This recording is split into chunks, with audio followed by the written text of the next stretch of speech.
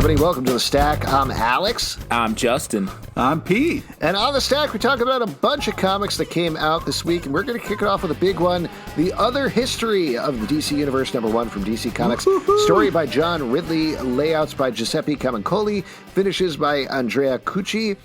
So you could probably figure it out by the title here, as well as the cover. But this is obviously an alternate look at the DC Universe, mostly through the eyes of Black Lightning, at least in this first issue. We'll see where it goes in subsequent issues.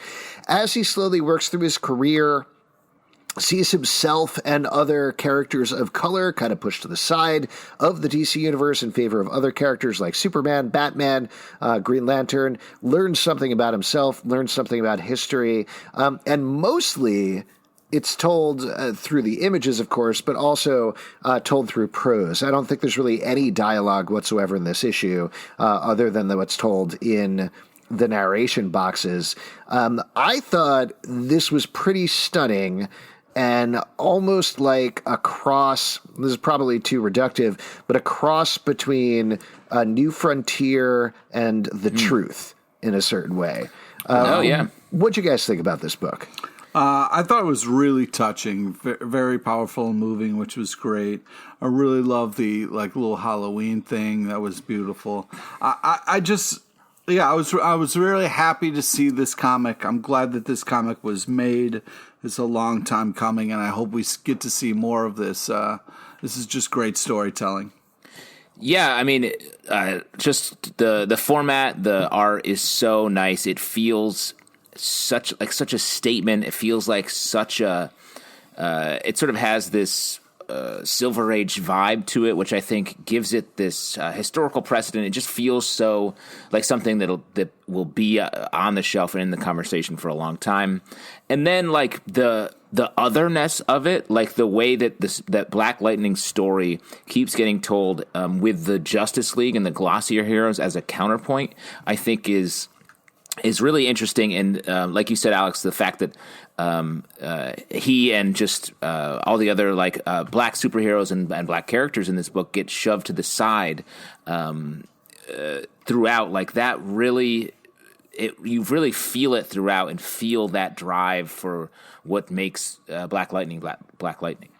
I cannot even imagine what it is like to read this book as a comic fan of color necessarily, obviously, because I am white. But speaking as a white comic book reader, it is very hard to read from the perspective of Black Lightning looking at the other characters. And I don't know if you have this feeling, but I'm reading this and I'm like, but Superman's not like that. That's not what Superman's like. That's not Batman. And I felt these walls kind of building in me. Oh, look at you. You felt attacked. Well, not attacked. Attacked is absolutely the wrong word, but this feeling of trying to wrap your brain around how somebody else feels about these sort of things is hard to do. And that's, I think, part of the point of the book, because by the end, you do get Jefferson Pierce starting to understand a little bit more of the wider world, bring down some of those walls himself, and accept these things while still understanding that his experience is ultimately going to be intrinsically different from a lot of other characters in this universe. So it really brings you in that way as well. And like you said, Pete, there are multiple times I got choked up, just almost hitched, like is the best word for it, when something just snuck up on you in the book, these moments of strong emotion throughout, which I was very surprised about. And the other thing you were mentioning about the art, Justin, feels almost Neil Adams-like to me, without being exaggerated, which I thought was kind of neat. Yeah, totally agree. It's a great book. I think there are 4 more issues, and this is coming out bi-monthly, I want to say. Yeah, I'm very curious. I haven't read ahead about it, but I'm very curious to see whether it follows Black Lightning's story throughout, which would make sense, and it's essentially a Black Lightning book, or if it's going to switch perspectives in issue 2. I think it jumps around a little bit and touches on different characters. But another thing about this, the amount of continuity that is touched on here, and really owning it when it's like some of it is like ridiculous, but really making it a part of this very real story, I think is great. There's a Reagan pin with the Watchmen blood splatter on it, which I thought was very cool. Yeah. Great book. Definitely pick this one up. Next up, Monstress Talk Stories #1 from Image Comics, written by Marjorie Liu, illustrated by Sina Takeda. I gotta admit, I have not read Monstress in a while, even though I really enjoy this book. The art is consistently gorgeous. But this takes place in a fantasy world with some half personas, I guess I would call them. Yeah, nice. Yeah, absolutely. Nice. Great use of that word that just came up. That was really organic and natural. Thank you so much, Pete. I really appreciate it. But Tip in of the this tongue. book, we find a backstory on one of the characters. It's sweet, it's sad, it's harrowing. The character designs are great. I like this book quite a bit. What'd you guys think? I agree. I like this a lot. There's some fun cooking. The cooking is really used as a great moment in this story. And this reminded me, I mean, it's such a, when I was a kid, first, like the sort of furry ears on a human head was in Super Mario Brothers 3. Was the first time I encountered that. And to know that that's such a thing, I was like, what an interesting thing. And to know that's such a thing in manga and everything was a revelation. And now here we are, three guys sitting in our own Tanuki suits recording a podcast. 100%. Wow. Yeah. Well, you know, Metaphor. they bring up an interesting question. What's your favorite meal you've ever had? I mean, I think that's a great question to kind of put out there. Yeah, I And guess also, which garbage plate do you like the most? Also, the art and the storytelling is really superb. Art It's is very complicated, kind of cool story that we're kind of thrown into here, and it's really cool. Let's move on and talk about Power Pack #1 from Marvel, written by Ryan You can ignore my question. That's cool. That's good. You were asking Favorite about meal? best meal we ever had? Favorite meal you've ever had? Yeah. Favorite meal? Did you offer up your favorite meal, or did Justin just say garbage plate? You're like, yeah, fuck you. No, Justin just made a joke about garbage plates, but you know that wasn't anybody. Nobody's answered it yet. Oh, okay. Do you want me to go? No, I can go. Right. So on my honeymoon, we went to on my honeymoon, we went to London and Paris, and particularly in Paris, we were like, you know what, we're not going to look at any guidebooks. We're going to wing it. We're just going to we're not going to make any reservations. We're just going to wander around. We're going to find places, and we consistently made the worst choices in terms of restaurants. Just absolutely. Just the tourist trap, and just not good spots, and it was obvious as soon as we sat in there. We were like, "Oh, this is bad." One of the last days, I heard Paris TGI Fridays is actually one of the best ones. Yeah, they actually call it TGI Fridays. Yeah, wow. I couldn't think of any of the French words. Oh, merci. It's MGI Fridays. Yeah. Anyway, so yeah, we were having we were having a great time, but eating not great food, which you would expect in Paris. And one of the last days, one of the things that we really like to do was just get some lunch and sit down at the Louvre in the park outside, which is this beautiful park, and just eat the lunch. And we stumbled across this place called Maison de Truffe, which is a ridiculously expensive black truffle restaurant.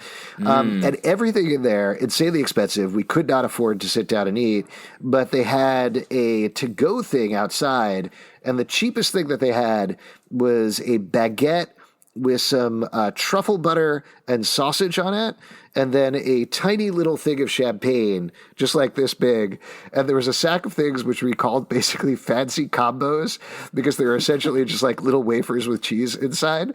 And we took those and sat at the Louvre and had this meal, and it was the best meal I had in Paris, hands down. Wow. But also one of the best meals I've ever had. Just everything was ridiculously delicious.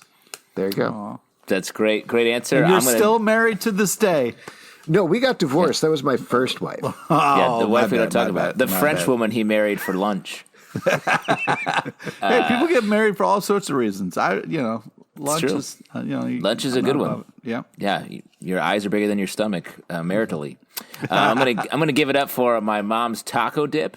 Very good. I'm also going to give it up for your mom's taco dip. Oh my God! What just happened? Wow. Oh my God! I'll go international as well with Alex. I was in Japan. I was traveling by myself, and I was hiking. I got off the Shinkansen bullet train right at near Mount Fuji, and just wandered around. It was January. It was very cold. I not dressed appropriately.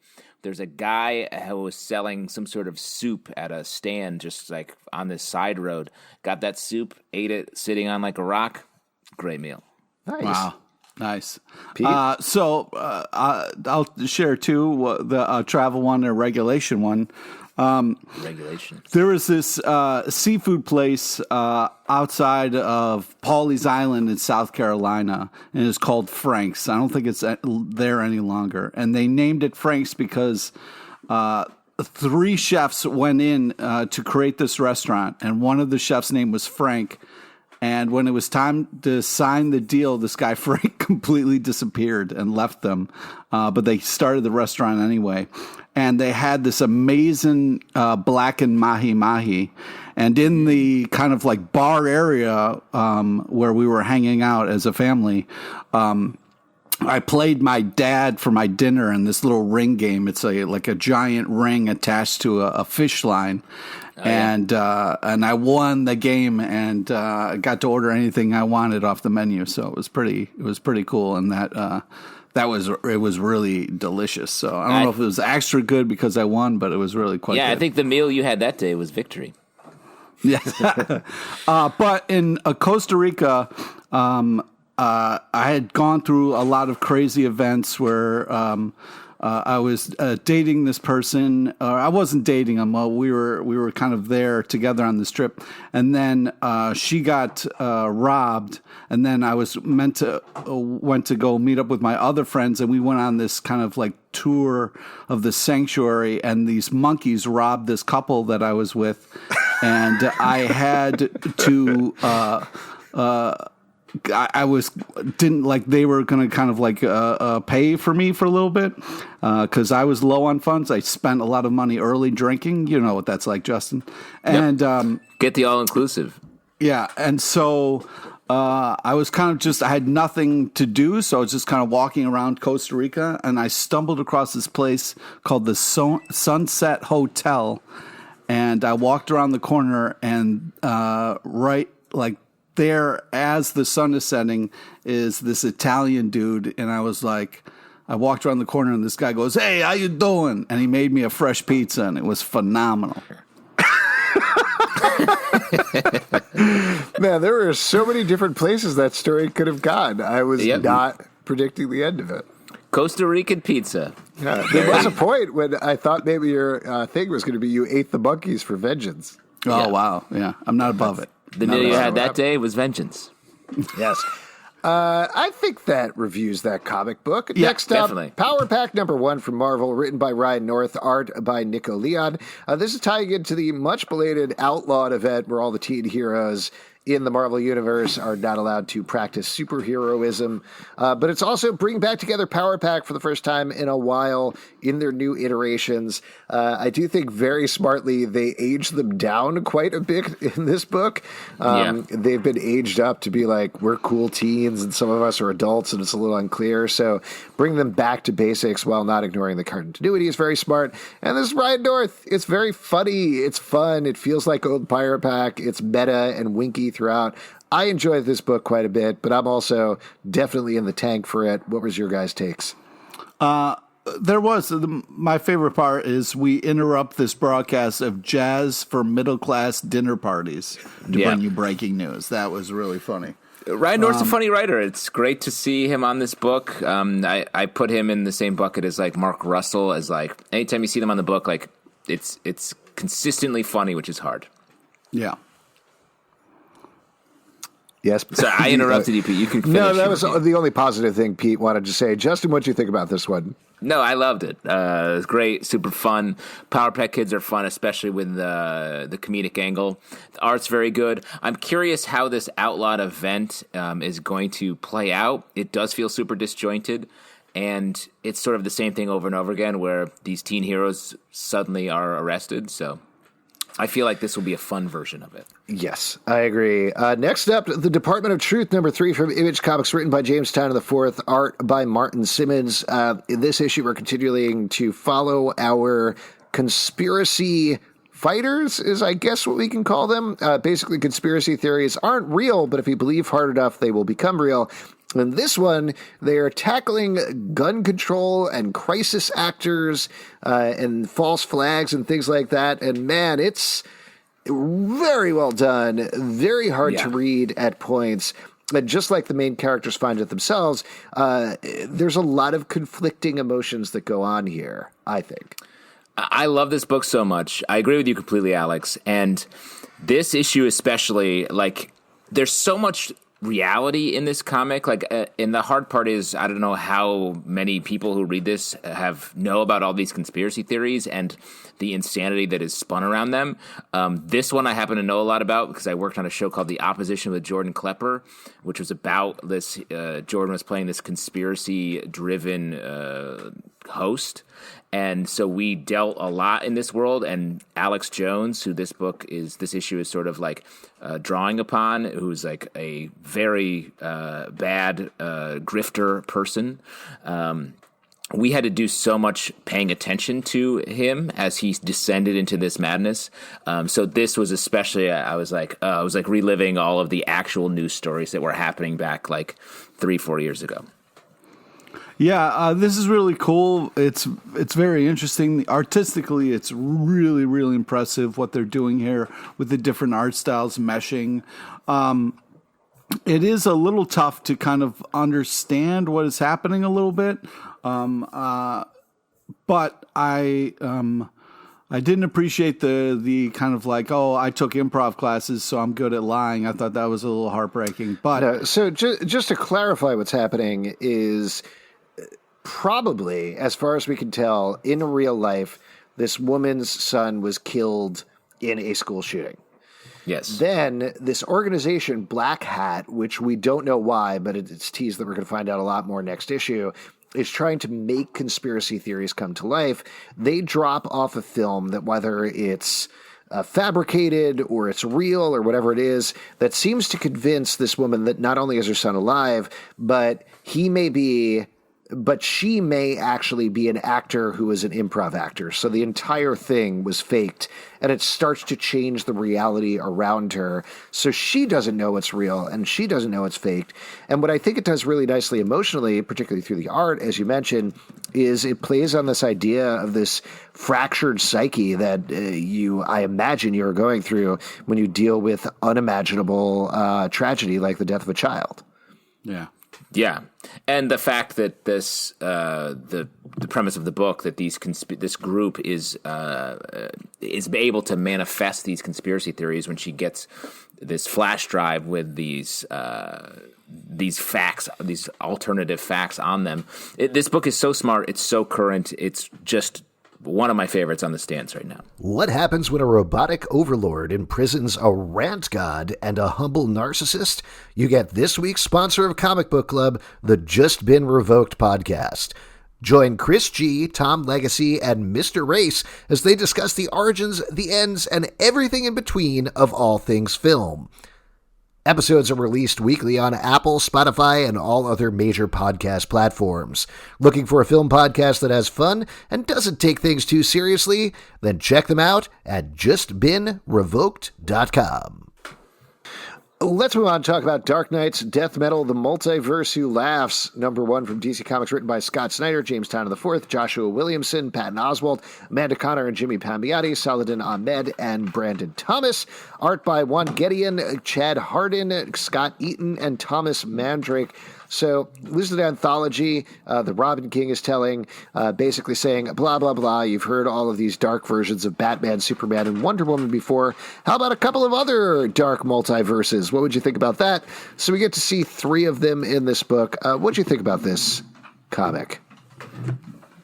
Well, it's a collection of stories, so like some of them are a little better than others, but it's fun. It's like, the Condiment King and all that kind of stuff. So I thought it's interesting enough. It's definitely like turning it up like the dark metal stuff has been doing. So death metal stuff has been doing. So I thought this was kind of a cool book to put out as far as like, hey, we're going to kind of like let some other writers do some stuff on this. And yeah. Yeah, it's a good mix. I really liked the first bit, the Scott Snyder sort of just bucket of like random worlds where bad things happen to our favorite heroes. And the Patton Oswalt story I thought was great. Fun sort of Mr. Zaz, right, is the villain here, and like what it's like for him trying to be the cool villain in Arkham, and the consequences of that. It was cool. This is definitely, in my mind, one of the lesser books in this event. Everything else feels so necessary and interconnected. I love the idea of having Elseworlds that follow not the big three, that follow just more side stories, and I'd love to see more of that.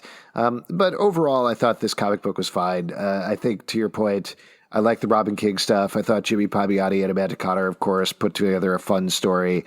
But just so you know, they usually do. What? They usually do. They usually but it does do. not feel like something you necessarily need to read to understand the It's a little bit of the lighter side. Yeah, it's just a fun... Exactly. Yeah, it's a fun collection of ideas. It's like a little stories. Dave Barry novel. Right. That's what I'd say as well. Nailbiter Returns #7 from Image Comics, written by Joshua Williamson, art by Mike Henderson. Here we're literally getting into the beat of the issue as they delve further into Buckaroo, into this game that's being played by the new Buckaroo Butchers. And we get a bunch of psychedelic stuff, a trip to the past, some revelations, some promise of future revelations. I'm really enjoying what they did with this series, and it feels entirely different from what they did with the previous one. Yeah. Yeah, I agree. I think it's really creative. The art's fantastic. They do such a good job of pulling you into this world and kind of like with their storytelling. And I just was really impressed with this. It does a good enough job where moving the story enough where you know a little bit about what's happening to kind of follow along and not feel like, oh, I don't get it. You know, it walks that kind of crazy line really well. But man, just the art and the characters are just insane in all the right ways. The use of like blood rain and then that skull who's just like puking blood on the pyramid is just insane. Yeah, I love the sort of dream sequence aspect of this book. It feels so deliberate to come right now, sort of like seeding out a bunch of like wild ideas that then they can call upon going forward. The art's so good. Like, I've been a huge fan of Birthright, also by Joshua Williamson, and this feels like if you read that and haven't read Nailbiter, like it's definitely worth getting in on Nailbiter. Oh, man, that's what I should have said for that lock and key question. Oh, on the live show? Birthright would have been great. Messed up, man. Messed up. Next up, this is what I put on the stack to make Pete feel a little bit better. Daredevil number 24 from Marvel, written by Chip Zdarsky, pencils by Mike Hawthorne. Pete, you're nodding your head no. Do you not feel better after this comic book? Well, this is a rough issue, man. I was so excited that we got Daredevil in our stack, but then, of course, it's a sad issue, and I was like, oh, why? This is why Zalbin put this in. 100% not. Foggy is fighting. Foggy's bad at his job. What's the different about the usual? Oh. It feels like pretty status quo for our man, Mr. No, this is not status quo. Also, there's too many people who look like Daredevil. I don't know what the fuck There's is only one going other on. one, his twin. Sure. So Daredevil is on trial for murder, something that he is willingly doing. We also get, which I thought was interesting, and I want to get your beat on, a Kingpin shower scene in this issue. How'd you feel about that? That's something fans have been asking for a long time. You got to truly see the Kingpin here. Oh, boy. I mean, they always do that in the comics with the well-placed, like steam or fog. It's a little foggy. I do that in my shower. Yeah, in my shower, Foggy Nelson is standing in front of my my genitals all the time. It's smart. It's smart. I thought this was really good, and I loved where this ended up. Justin? I agree. I like Chip Zdarsky's really bringing all of the Daredevil characters that sort of have the most emotional stakes here together. You got your Typhoid Mary, your Kingpin. We don't see many other of Daredevil's love interests, but only because they're dead. But his current love interest, we see Elektra here, Foggy, his, I guess, frenemy in a lot of ways. Fuck you. That's his friend that he treats I'm excited like shit. to see where this goes going forward because it has the potential to really redefine the Marvel universe. How do you feel about Daredevil wearing a suit and his costume? That's pretty weird, Yeah, right? that was weird, right? That's like when Nightwing wears a mask over his mask, and I'm like, choose one, buddy. Yeah. It's fine. Unnecessary for both. The suit over the suit feels, in a very serious issue, it feels like goofy. Mm-hmm. It does. Also, how much is he sweating? He's got to stink real bad. Yes. Wow. Yeah. Well, I wonder if it's like a fake turtleneck situation where he doesn't have the full suit on. He's also, I thought that. I thought he was just part. wearing the mask, but he's wearing the gloves as well. It's the full suit, man. It's a full suit. Yeah, double suit. Suit on a Double suit. suit's a lot. Undiscovered Country, double number 10 suit. from Image Comics, written by Scott Snyder and Charles Soule, art by Giuseppe Camuncoli and Leonardo Marcello Grassi. In this issue, we find out a whole lot more about Unity, the second zone of America, as well as what happened in the past as things rapidly start to fall apart there. There's a pretty horrific reveal at the end of the issue that makes a lot of sense. This is great, and I think we've been saying this a lot about this arc, but I finally feel kind of like I understand what's going on in this book, and that makes me feel a lot better. And it's interesting because I don't quite know. The story is just as complex. There's even more happening because our characters have split up a little bit. But what I think it makes more sense is this arc is using more of like a metaphor in describing America. So I feel like that gives us a baseline to really understand how the different aspects are coming together. No, I mean, you're absolutely right. I didn't really think about it until you said it like that. But thinking about it was like, what does destiny, the first zone, mean to me? Well, giant antler man, ride on sharks. Yeah. Versus here, the idea that like everybody is joining together, finding unity through the shared belief in science. Yes, that works a lot better. It's a lot easier to hook into, even if it's but there's also giant whale sharks still in here giant too. whale sharks. So. Yeah. That's what I'm saying. There's just as many crazy Also, specifics, but it's all under this one narrative line, I feel like. That's a little cleaner. Yeah, under one nation. I love the Man at Arms shout out, a little He-Man love in there. That was just great. It was fun to see. I do. With each issue, I become a little less confused, which is great. The art and the character designs are just phenomenal. Great kind of like last page reveal. This continues to be a very interesting, very well done book. I'm just happy now that we're kind of getting a little bit more of a grasp on what's actually happening. I don't want to call you out, Pete, but I feel like you've been confused about every issue that we've talked about in the stack this week. Was there any we talked about that you were not confused about? We should say you got hit on the head with an anvil right before you read the stack. Right. Oh, that's true. You think that affects? You think that affects? Chew. I wasn't affected by Chew. Or I wasn't confused. Oh, okay. All right. Well, we'll get to that one in a moment then. That's good. And cool. Unkindness of Ravens, number 3 from Boom Studios, written by Dan Panosian, illustrated by Mariana Ignazi. This is another one where we're getting to kind of the meat of everything that's going on. We have a new kid. You're really hungry. What? You're really hungry. You keep talking about meat. Sweet, delicious, savory meat. We're getting to the heart of the issue. How about that? Is that better? I love eating heart. Where we're finding out more about delicious. this town that our main character has moved to, the warring factions, what's going on behind the scenes. I continue to really like this book. I agree. I said this on the live show this week, but like this feels like if you're a fan of the Sabrina TV series on Netflix, which is not coming back for a little bit, and you want something to fill the gap, this book is great. It also feels like if you're a fan of Lock and Key, which we talk about a lot, this feels like a nice spiritual successor to that book. It's just the characters are really fun. The art is great. There's this sense of dread hovering over everything. And I don't really know. It's hard to predict where their story's going. It's witchy in the right ways and sort of Archie in the right ways as well. Yeah, art's great. It's really fun. It's kind of nice that we're getting into this world and what's going on. And I think in a cool way that doesn't make me frustrated or confused about what's happening.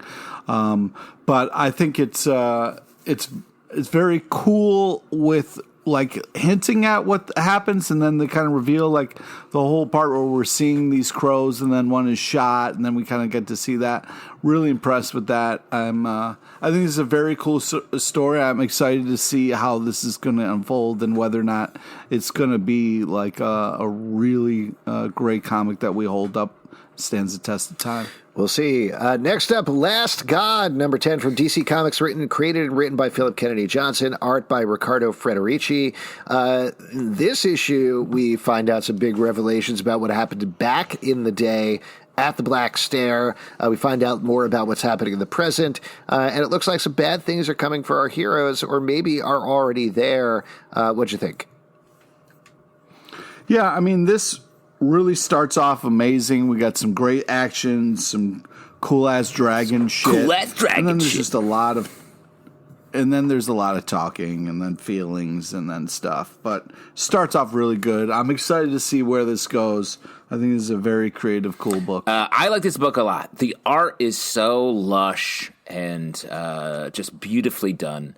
It feels like a classic fantasy story. You'd get like one little drawing on the cover or something. This feels like it's that full art in that same style for the whole story, which is great. And what I love about it is it really plays with the tropes of legacy in fantasy books, where it's like the great heroes from the past, and now it's this generation's turn to fight. And this says, oh, maybe what if the first generation wasn't great? How does that influence everything? And it's just a smart take and a beautiful book. I agree.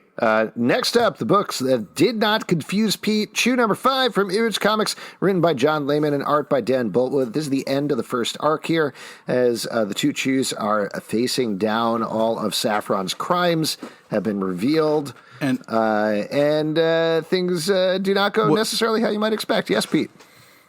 What's great is they picked up right where they left off last issue, There's nothing worse than when you kind of build up to the standoff and then you cut away from it to have backstories, some shit. So this was that you, really Pete, or the great. continuity police coming for you? Yeah. Yeah. Oh, shit. Book it. Get out of there. They're going to have a lot of questions guys. that I think you might be confused about answering. Let me be honest. No, boy. Yeah, I like this. This is great kind of standoff, brother-sister stuff. This is really cool.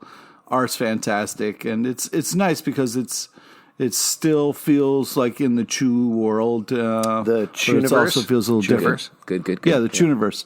Also, did you guys see the just like it looked like a country monkey riding a smoking lizard walking by when she got out of jail? I think that was actually in your apartment beyond the edge of the comic book. No, it's there. I had to double check it. And also it looks like Sonic the Hedgehog was like just shot outside the prison. It's really cool if you look at the background stuff. Huh. Wow. I like this book a lot. I was not a Chew reader of the original series, and this is you weren't a Chew head. I really like this, though. It makes me want to go back and maybe read Chew, because this is very good, very fun, and I really like the character of Saffron. The way that this story sort of positions the next move going forward, I think is great. I agree. Next up, we're going to get into it here. We're going to talk about our final X of Swords block as this big event, 22-part event is wrapped up here with 3 issues. What, Pete? Can't we just like finish off the stack before we get into this giant argument here? Sure, we can jump ahead. I had put the Scumbag up last to like space out the Image Comics, but let's talk about the Scumbag number 2 in Image Comics, written by Rick Remender, art by Andrew Robinson. This is about the worst man in the world is the only one who could save the world. We find out more about him and his powers. He injected himself with some stuff that could save the world here. This is very much positioning that there is no right way to go, as we have a terrible guy needs to stop some potentially more terrible guys from doing some terrible stuff. Just a fun book. Just a fun book. Doing some light political commentary here. Yes. Good. Rick Remender writes people who fuck up better than anybody. Like, this feels like a great successor to Fear Agent, one of Rick's first books that we loved way back in the day. And the art by Andrew Robinson is so good. It's so, like, sort of 1970s animated influenced, it feels like to me. And I think it's just a fun book that has some real, like a lot of Remender's book, has some real commentary underneath, a bunch of jokes, and characters just screwing up. Yeah, it's a lot of fun. The art's like gross, but also light. It's really interesting the way they kind of walk this line of like, you hate this guy, but you're also rooting for him. Yeah, I think it's very well done, very creative. Rick Remender does a fun balance of like tripped out, but also like not too tripped out where you kind of feel like that's all it's doing. I'm just really impressed with. There's a lot going on in this comic. There's a lot being kind of dealt with, and it does it seamlessly in a way that's fun and moving the story forward. And it doesn't feel rushed. I'm impressed with this book. I'm excited to see how Rick Remender is going to break our hearts with some of these characters, because he always does. And it'll be fun to talk to him about this next week. Yeah, there you go. All right, for real now, we're going to wrap up with our X of Swords block. X-Men number 15 from Marvel, written by Jonathan Hickman and art by Mahmoud Asrar. Excalibur number 15, written by Tini Howard, art by Mahmoud Asrar and Stefano Caselli. And finally, X of Swords, or Ten of Swords, Destruction number 1, written by Jonathan Hickman and Tini Howard, art by Pepe Larraz. Now, before we talk about this, we should really talk about how hard everybody worked, and how we never want to put down the amount of work that people put into it. Yes. They drew this. They wrote this. There were editors who we really like who worked on this. Yes. Assistant editors, people who printed it. The staples were very nice in the book, and somebody had to put them in this there. Came together fast, and they got it all done on time. There wasn't any delays. It's pretty impressive what they put together. There you go, and that's our review of X of Swords. I like this event. I thought it was fun and good, and I loved where it turned up. We talked about this before, but a lot of this was Saturnine in the background manipulating the situation to get it into a place where she got almost everything that she wanted, as we find out about the end. And the one thing that hitches me up a little bit is I don't care about Otherworld that much, just as a comics continuity and comic book fan. So having everything pivot on that brought it down emotionally for me a little bit versus having a pivot on the X-Men themselves. But I do like the moves that they made here. I like where Apocalypse ended up. I thought the big battles were good. The art was phenomenal. Just like huge, big battle scenes, enormous monsters. The scale of it was great. And just individual characterizations, like both Tini Howard and Jonathan Hickman write a great Ileana. I don't know who specifically was scripting her dialogue, but just super fun throughout this entire event. Just a really good event for her. And it's good stuff. I know Pete's going to disagree with this, but really good Cyclops stuff towards the end here. Yes. And I love the idea of like holding Cyclops and Marvel Girl in reserve until the end and then be like, no, fuck you, we're getting in there, we're going to solve this problem. And it really positions them in the place they should be at the lead of the X-Men. So I enjoyed this quite a bit. I don't think it was a perfect event by any means, but I had a lot of fun. I had a blast reading it. Justin, what did you think about it? Pete, we can get your haterade later in a second. Let's get to Justin first. A little more positive. The hater goes later is what we've always said. I agree. I do like this event. The art across the board is great. But yeah, I mean, it's a weird event. It's a weird as the first big event to have it be so fantastical, have it be so sort of like goofy at points. I agree with you, like the Cyclops and Jean Grey stuff. It really felt like their ascension at the end of this event is what's important here. And to see them sort of outside of just the bureaucracy of the Quiet Council, and maybe they can actually make some moves is exciting. Really establishing them as a family with young Cable, I think, is very cool. Ilyana also stepped up a lot. The Apocalypse fight, I don't know. I thought it was going to be a little bit more about Apocalypse, and it felt like just a fight. Yeah, it was like, what was that? Like, it's interesting. I mean, we talked about this. We sort of predicted this, that, Arakko would be coming through to Krakoa, and with it, hundreds of mutants, I believe, from Arakko. Millions, I think. Millions? Oh, wow. Yeah. So that's a lot of people hanging out on the Earth, which I think, I'm curious how that will affect the continuity. It feels like a lot to add. A continuity that's already pretty wild. Well, I think the thing that adds, and maybe I'm wrong because who knows what is going on with the X-Men stuff, they could set up that Arakko is coming through and then not deal with it for 30 issues or something, Yeah. But to me, it feels like suddenly millions of mutants show up. You suddenly have a destabilized world situation that is already on the edge because of Krakoa. When you bring the mutant population up to potentially pre-Genosha levels, what does that do? What nations does that put on alert? And that puts the mutant state in a really, really bad place.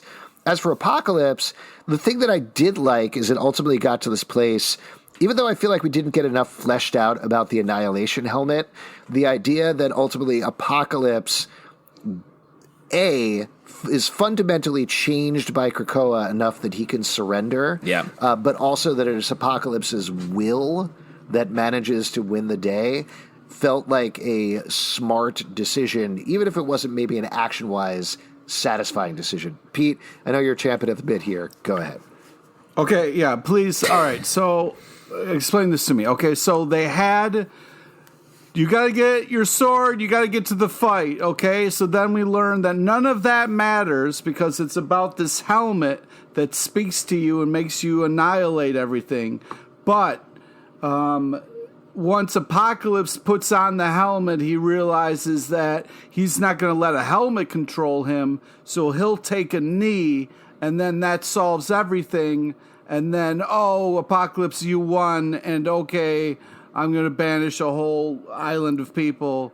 Great. And then Scott Summers and Marvel Girl, who started this kind of whole thing with a bunch of weird meetings through time, decided this whole island that they helped create doesn't matter and fuck all y'all because I got to go save my son, which I understand. That's cool. But they had like a whole Quiet Council meeting and it didn't matter. So it was kind of like this whole thing that we're trying to do. They threw it all out the window. Hey, I'm trying to If Wolverine did that, here. You would have loved it. And just because it's Scott, you don't like it. Oh, that's a bullshit thing to say. No, it's not. Wolverine does that every time. I'm trying to wrap my head around this whole detour of the X-Men world that we just took and why we did it. And the only thing I can come up with is giant alligators and dragons are cool and fighting with swords would have been cool, but didn't happen. We got drinking games and playing softball. And, people will say that they will get married at the drop of a hat in the X-Men world. The Cyclops thing, I do think a lot of this story so far has been about the X-Men, and we're not supposed to call them the X-Men, the mutants. They specifically state that in the book. There's a whole big sort of scolding paragraph about that. I know. I don't read the paragraphs. You should read the paragraphs. They're kind of important. Nope. The mutants have made this big move to become one mutant state. And from the writing perspective, I think what they've done is how much stress can we put on that? Yeah. How many things can we do to fracture that? And Saturday Night says by the end, 2 people have left the Quiet Council. They're going to have to replace it. It's going to be the non-ideal picks. And now, not just Scott Summers leaving with a small team to go save everybody, but everybody comes with him. Yeah. Which means, yes, it's the Mutants United, but it also means, as it states in those paragraphs, which I do think are really important, they've tried to ditch the X-Men name because it's something that's Krakoa. It's an idea of like it's a moniker taken by Charles Xavier. It's not an example of the Lollipop Man. Yes, Lollipop Man. It's not an example of the United Krakoa state. But the fact that Scott Summers is reclaiming this and that everybody's like, yes, we're X-Men. Let's go. It's go time. Creates this friction there that's only going to get bigger. Suddenly, once you suddenly have millions of mutants who have been slaves up to this point, who we've never met before, suddenly showing up. So it means bad things for the outside world. It also means bad things for Krakoa and Arakko. And dramatically, that's a really good place to be putting everybody. Yeah, I agree with that. This crossover feels a lot like Chris Claremont-esque. Like Chris Claremont run, where it's like epic stuff that involves things that are sort of far-flung from actual X-Men and mutant world stuff, like getting with Lilandra and all that stuff, where it's like continuity heavy, where it's like, wait, what was that about? That I feel like this will hold a similar place to a lot of that Claremont stuff, especially the otherworldness of it, which I agree with you. I don't love all that. And this whole like Captain, I know Excalibur was the second to last issue, so that they'll have an outsized effect on it. But the Captain Britain Corps and all that, I was like, this feels like such a side quest that so much of this event landing on that felt like, oh, I don't know about that. It was just a lot, just so Cyclops could have a Jerry Maguire moment of like, who's coming with me? Who's coming with me? What did you think about the part where Cyclops said, show me the money, though? That was pretty cool. That was touching. Right. It was. And what about touching. Wolverine played by Jonathan Lipnicki? I know he's very short.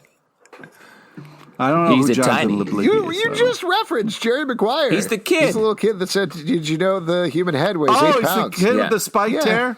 Oh, that's great. Yeah, he's got a great arm. Okay, what would you think about Renee Zellweger playing Jonathan Lipnicki is what I wanted to say. Renee playing Jonathan Lipnicki? Yeah. Oh, interesting. Playing Wolverine. Oh, wow. Yeah. With That's her little lemon face. ooh, yeah, just a got those pursed little lip. Suck on a lemon. I'm the best there is at what I do, and what I do is this doing. little face. I don't know what you guys are doing. Yeah. All right, that is it for the stack. If you'd like to support the show and other shows we do, patreon.com. Wait. What? Do you guys think this whole thing was worth it for that ending? Like, did you guys didn't feel let down at all by the fact of like this fight wasn't a fight? It was just can we make Apocalypse kneel, and then like having Cyclops just ditch everyone because he wanted to go somewhere else? Yeah, I liked it too. I think there were enough big moments, particularly in these last couple of issues, that I really just enjoyed from an artistic, from a big action perspective, literally using the sword space station as a sword to pierce a wormhole and attack these evil armies. Just the huge armies attacking everybody, the X-Men jumping through directly at the screen, the fairy soldiers or whatever it was jumping through, good stuff. Just like a lot of people like coming from the sky and heading straight towards camera was a lot of fun. And like it's surprising. Like a lot of Hickman big storytelling, like you can't predict it. It's sometimes a little weird and woolly, but it's like in the end, it's really well thought out and smart and very difficult to predict, which I like in storytelling in general, especially comic book storytelling. It's also something that, relatively speaking, felt like a complete story, which I don't think we've gotten in a really long time with events. It's usually by the latter half, it's all about setting up what's next, and certainly we get a fair amount of setup, but this started with the story of Otherworld, ended with the story of Otherworld, and that's what it was in between. You know, it went on a bunch of side trips, but ultimately it all came together that way, and that is pleasing to me from a story perspective. It was pleasing, we say. It was pleasing to me. If you'd like to support the show, patreon.com/Comic Book Club. Also, we do a live show every Tuesday night at 7 p.m. Crowdcast and YouTube. We would love to talk to you about X of Swords. That's going to be our big topic of conversation over the next, I would say, it's 10 of Swords, but there's going to be no fighting. Oh, you're going to love it. It's going to be smart. There was a bunch of fighting. There's going to be a lady who you get confused with the Ice Queen the whole time, but then it's not her, even though it looks exactly like her. But it's going to be great. Oh, I'm sorry. Are you being racist towards white blonde women, Pete? Yes, Karen, I am. This took an odd turn at the end, just like the X of Swords. There you go. iTunes, Android, Spotify, Stitcher, or the app of your choice to subscribe and listen to the show at Comic Book Live on Twitter, comicbookclublive.com for this podcast and many more. Until next time, check out my mom's time.